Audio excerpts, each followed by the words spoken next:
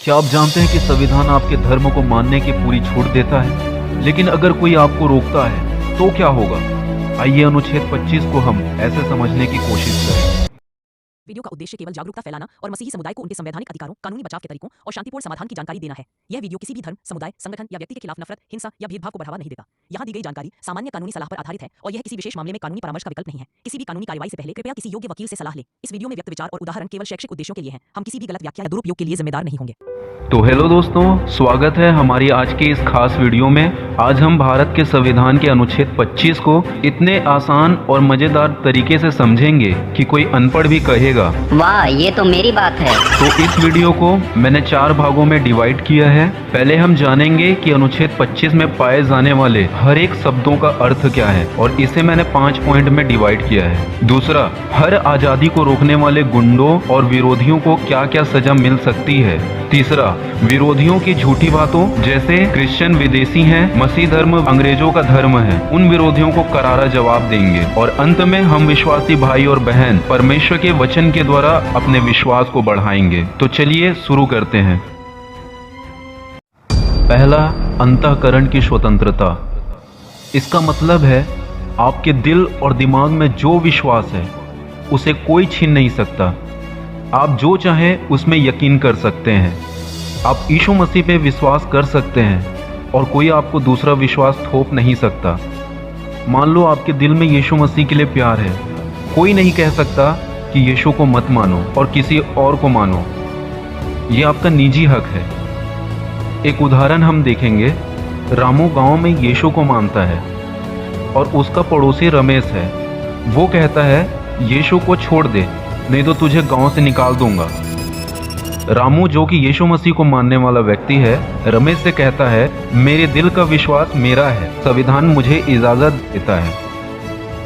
ऐसी स्थिति में यदि रामू को कोई रोके तो क्या होगा? आईपीसी धारा 506, अगर कोई धमकी देकर आपके विश्वास को बदलने की कोशिश करता है, जैसे रमेश ने रामू को धमकाया, तो उस व्यक्ति को 7 साल की जेल और जुर्माना भी देना पड़ेगा। आईपीसी धारा 153(1) के तहत अगर कोई आपके विश्वास के खिलाफ नफरत फैलाए, जैसे रमेश गांव में कहे कि मसीह लोग गलत हैं, तो ये धारा लागू होगी और 3 साल की जेल और जुर्माना रमेश को हो सकता है। अनुच्छेद 25 का उल्लंघन, अगर कोई सरकारी अधिकारी या समूह आपके विश्वास को दबाए तो आप सुप्रीम कोर्ट में याचिका दायर कर सकते हैं। तो मेरा सवाल है, क्या रमेश अब भी रामू को धमकाएगा जब उसे 7 साल की जेल का डर हो? दूसरा, धर्म को अबाध रूप से मानने की स्वतंत्रता। इसका मतलब है अबाध यानी कि बिना किसी रोक टोक के आप अपने धर्म को अपनी मर्जी से मान सकते हैं। यदि आम भाषा में कहा जाए तो आप चर्च जा सकते हैं, प्रार्थना कर सकते हैं, बाइबल पढ़ सकते हैं। कोई नहीं कह सकता कि ये मत करो।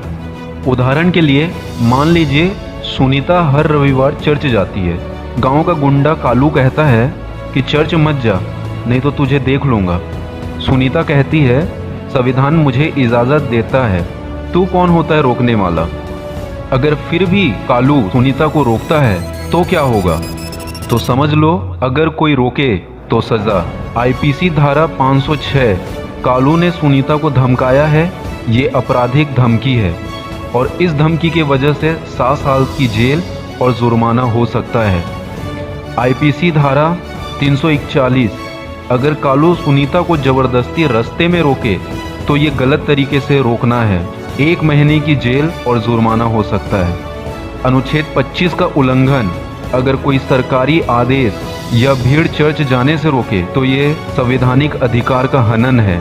आप कोर्ट में शिकायत कर सकते हैं। अब सवाल है, क्या कालू सुनीता को रोकने की हिम्मत करेगा जब उसे जेल की हवा खाने का डर हो? तीसरा है धर्म का आचरण। इसका मतलब है आप अपने धर्म के हिसाब से काम कर सकते हैं, जैसे कि त्यौहार मनाना, रीति रिवाज निभाना। आम भाषा में यदि कहा जाए तो आप क्रिसमस मना सकते हो, चर्च में दान दे सकते हो, आप क्रिसमस पर स्टार लगा सकते हो, केक बांट सकते हो या चर्च में मोमबत्ती जला सकते हो। हालांकि ये काम मत कीजिएगा, ये आपका हक है। उदाहरण के लिए राजू क्रिसमस पर अपने घर में स्टार लगाता है। गांव का श्याम कहता है कि ये स्टार हटा, ये हमारे गांव में नहीं चलेगा। राजू कहता है संविधान मुझे क्रिसमस मनाने की आज़ादी देता है, तू क्यों जल रहा है? अगर इस काम के लिए श्याम की तरह कोई आपको रोके तो उसको क्या सज़ा हो सकती है? आईपीसी धारा 295, अगर श्याम राजू के स्टार को तोड़े या चर्च में तोड़फोड़ करे तो ये पवित्र चीज़ों को नुकसान पहुंचाना है, उसे 2 साल की जेल और जुर्माना हो सकता है।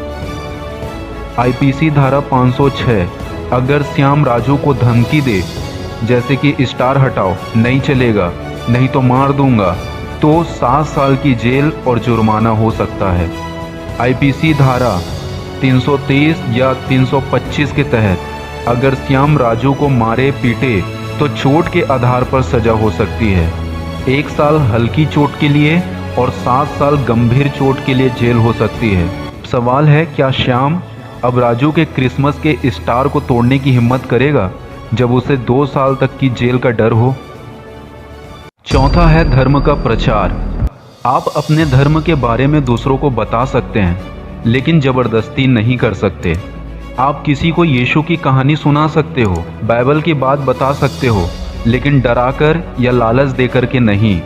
उदाहरण के लिए मीना अपने दोस्त को बाइबल की कहानी सुनाती है, यीशु ने सबके लिए प्यार सिखाया, ये उसकी कहानी है, ये बाइबल की ऐतिहासिक कहानी है। लेकिन गांव का मोहन कहता है तो दूसरों को मसीह बनाने की कोशिश कर रही है, ये गलत है। मीना कहती है मैं सिर्फ अपनी बात बता रही हूँ, संविधान मुझे हक देता है। अगर फिर भी गांव का मोहन मीना को रोकता है तो उसे क्या सजा हो सकती है? आईपीसी धारा 506, अगर मोहन मीना को धमकाए जैसे बाइबल की बात मत बता, नहीं तो तुझे देख लूँगा, तो 7 साल तक की जेल और जुर्माना हो सकता है। आईपीसी धारा 353A के अनुसार अगर मोहन गांव में अफवाह फैलाए कि मसीही लोग ज़बरदस्ती धर्म बदलवाते हैं तो ये नफरत फैलाने का अपराध लगेगा और इस धारा के अनुसार 3 साल तक की जेल और जुर्माना हो सकता है। आईपीसी धारा 295A, अगर मोहन मसीही धर्म या यीशु के खिलाफ अपमानजनक बातें कहे तो ये धार्मिक भावनाओं को ठेस पहुंचाना है और इस धारा के तहत 3 साल तक की जेल और जुर्माना हो सकता है। अब सवाल है, क्या मोहन मीना को अब भी रोकेगा जब उसे 3 साल तक की जेल का डर हो? 5वां, उचित प्रतिबंध। इसका मतलब है आप अपने धर्म को मान सकते हैं, लेकिन इससे गांव में झगड़ा, बीमारी या गलत काम नहीं होना चाहिए। संविधान शांति की बात करता है। अगर आम भाषा में कहा जाए, आप चर्च में प्रार्थना कर सकते हो, लेकिन रात को बहुत तेज लाउड स्पीकर नहीं बजा सकते ताकि पड़ोसी को दिक्कत ना हो। उदाहरण के लिए जॉन अपने चर्च में प्रार्थना करता है लेकिन शांति रखता है। गांव का गोपाल कहता है तुम्हारा चर्च बंद करवाऊंगा, ये गांव में नहीं चलेगा। जॉन कहता है कि मैं शांति से प्रार्थना करता हूँ, संविधान मुझे इजाज़त देता है। अगर फिर भी गोपाल जॉन को रोके तो सज़ा क्या हो सकती है? आईपीसी धारा 506, अगर गोपाल जॉन को धमकाए जैसे चर्च बंद करो, नहीं तो मार दूंगा, तो इस धारा के अनुसार 7 साल तक की जेल और जुर्माना होगा। आईपीसी धारा 295, अगर गोपाल चर्च में तोड़फोड़ करे तो ये पवित्र स्थल को नुकसान पहुंचाना है और इस धारा के तहत 2 साल तक की जेल और जुर्माना हो सकता है। अनुच्छेद 25 और 26 का उल्लंघन, अगर कोई सरकारी अधिकारी या भीड़ चर्च की प्रार्थना रोके तो ये संवैधानिक अधिकार का हनन है। आप हाई कोर्ट या सुप्रीम कोर्ट में याचिका दायर कर सकते हैं। अब सवाल है, क्या गोपाल जॉन के चर्च को अब भी परेशान करेगा जब उसे कानून की ताकत का पता है? तो आइए अब हम उन विरोधियों के 3 तर्कों का खंडन करें, जिसमें से पहला है, मसीह विरोधियों का मानना होता है मसीह धर्म विदेशी है, ये भारत का नहीं। लेकिन मैं उनसे कहना चाहता हूँ कि मसीह धर्म 2000 साल से भारत में है। संत थॉमस पहली सदी में भारत आए। मसीही लोग स्कूल अस्पताल बनाते हैं, गरीबों की मदद करते हैं। अनुच्छेद 25 हर धर्म को बराबर मानता है। विदेशी कहकर तुम संविधान का अपमान कर रहे हो। उदाहरण के लिए रमेश कहता है मसीही लोग विदेशी हैं। पतरस जवाब देता है कि मेरे बाप दादा परदादा यहीं पैदा हुए। मैं यीशु को मानता हूँ और संविधान मेरा हक है। सजा, अगर रमेश नफरत फैलाए तो आईपीसी धारा 153A के अनुसार 3 साल की जेल और धारा 295A के तहत 3 साल की जेल लागू होगी। क्या रमेश अब भी पतरस को विदेशी कहेगा या जेल से डरेगा? दूसरा तर्क, विरोधियों का कहना होता है मसीह लोग जबरदस्ती धर्म बदलवाते हैं। मैं उनसे कहना चाहता हूँ, अनुच्छेद 25 प्रचार करने की इजाज़त देता है। मसीह लोग शांति से अपनी बात बताते हैं। बिना सबूत इल्ज़ाम लगाना संविधान के खिलाफ है। उदाहरण के लिए श्याम कहता है मसीह लोग मेरे दोस्त को जबरदस्ती मसीही बना रहे हैं, या ईसाई लोग मेरे दोस्त को जबरदस्ती ईसाई बना रहे हैं। याकूब कहता है मैंने अपनी मर्जी से बाइबल पढ़ी तो झूठ बोल रहा है। अगर श्याम बिना सबूत इल्ज़ाम लगाए तो आईपीसी धारा 153A के तहत नफरत फैलाने और धारा 295A के तहत भावनाएं आहत पहुंचाने के तहत 3 साल की जेल हो सकती है। अब सवाल है, क्या श्याम अब भी झूठे इल्ज़ाम लगाएगा या सबूत लाएगा? विरोधियों का तीसरा तर्क, मसीही लोग कमज़ोर होते हैं, इन पर हमला करना आसान है। मेरा जवाब है मसीह लोग शांति में रहते हैं लेकिन कमज़ोर नहीं हैं। संविधान और कानून उनकी ढाल है। हमला करने वालों को आईपीसी धारा 295, 295A, 323, 325, 506 के तहत जेल हो सकता है। उदाहरण के लिए कालू मसीह परिवार को डराता है। दाऊद कहता है कालू कानून मेरे साथ है, पुलिस को बता दूंगा। कालू को धारा 506 7 साल की जेल और धारा 323, 325 1 से लेकर 7 साल की जेल का सामना करना पड़ेगा। अब सवाल है, क्या कालू अब भी दाऊद को डराएगा या कानून से थर थर कांपेगा?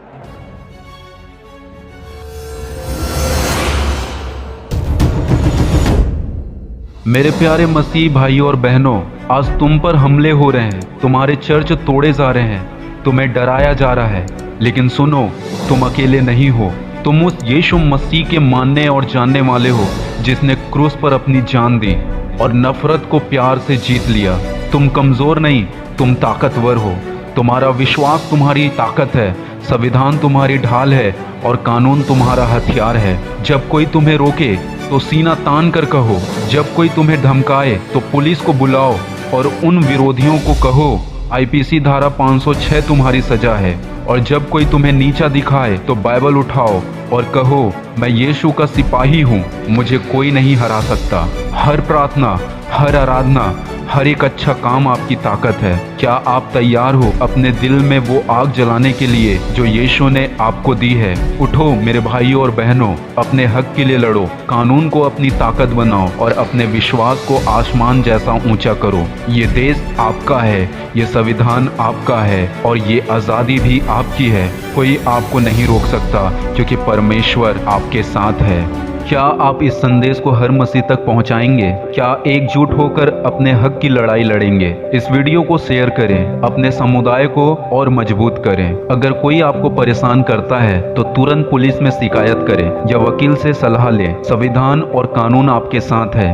अपने अधिकारों को जानें और उसका इस्तेमाल करें। प्रभु आप सबको आशीष दे। आप सबको जय मसीह की।